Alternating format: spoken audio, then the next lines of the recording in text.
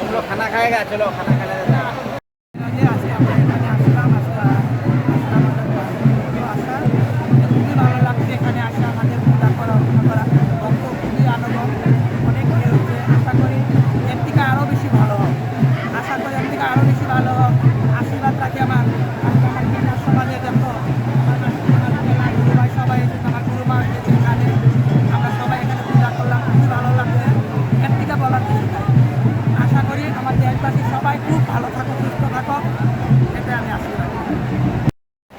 উদযাপন পৰিচালনা সমিতিৰ তৰফৰ পৰা ইয়ালৈ অহা সমূহ ভক্তবৃন্দ ৰাইজলৈ আমি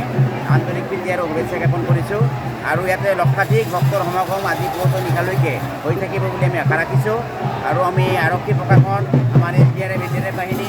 আমাৰ স্থানীয় বিধায়ক তথা বিধানসভাৰ অধ্যক্ষ ৰঞ্জিত কুমাৰ দাসদেৱ তেখেতৰ পৰাও আমি যথেষ্ট সঁহাৰি আৰু তেওঁৰ অনুপ্ৰেৰণাত আমি এই অনুষ্ঠানটো ইমান দিনৰ পৰা চলাবলৈ সক্ষম হৈছোঁ আৰু আমি এটা ক'বলৈ বিচাৰিছোঁ যে আমাৰ অসমৰ মাননীয় মুখ্যমন্ত্ৰী মাননীয় হিমন্ত বিশ্ব শৰ্মা দেৱ তেখেতৰ নিজৰ মানে ফেচবুক একাউণ্টত আমাৰ এই উৎসৱৰ মানে ৰীল তেওঁ মানে পোষ্ট কৰিছে সেইকাৰণে আমি মুখ্যমন্ত্ৰী দেৱক মানে অশেষ ধন্যবাদ জ্ঞাপন কৰিছোঁ ৰাইজৰ পৰা আমি যথেষ্ট অংশ সঁহাৰি পাইছোঁ আৰু আমি আশা ৰাখিম যে ইয়াতে অহা সমূহ ভক্তবৃন্দই মানে শান্তি শৃংখলা বজাই ৰাখি যাতে আমি এই অনুষ্ঠানটো সুচাৰুৰূপে পৰিচালনা কৰিব পাৰোঁ আমাক যাতে সকলোৱে সহায় সহযোগিতা আগবঢ়ায় আমি এইটো কাৰণত আমি তেওঁলোকক মানে আশা ৰাখিছোঁ তেওঁলোকৰ পৰা আশাবাদী যে তেওঁলোকে কোনো ধৰণৰ হুলস্থুলীয়া পৰিৱেশ সৃষ্টি কৰিব নালাগে সকলোৱে শান্তি শৃংখলা মানি আৰু কিবা অসুবিধা হ'লে আমাৰ আৰক্ষী ইয়াতে আমাৰ মানে আৰক্ষীৰ মানে বাহিনী আছে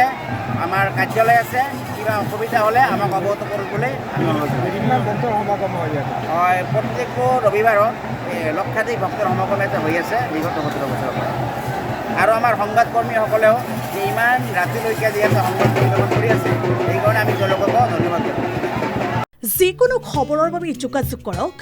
9181 307 221 আমাৰ এই নম্বৰত।